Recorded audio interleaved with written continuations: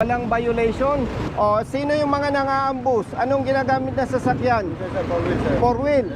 O, bakit ganyan ang ginagawa ninyo? Nakakabwisit kayo eh. Ako, hindi ako personal na nagagalit sa'yo. Nagagalit ako sa sistemang ginagawa nyo. Nakakapanginig kayo ng laman ah. Nakakapanginig ng laman tong mga to eh. Huwag nyo ipahalata sa publiko na takot kayo sa mga naka four wheels. Sino ang bobo na rider, kriminal, dadaan sa checkpoint? Sino ang team leader nyo? Ayun po, sir. Ano po si Tata?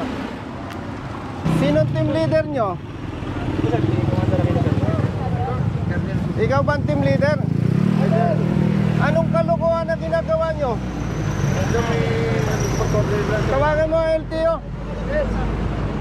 Brother, LTO. Sir, pwede pa picture po. Sir, pwede pa. LTO, personnel kayo ng ano?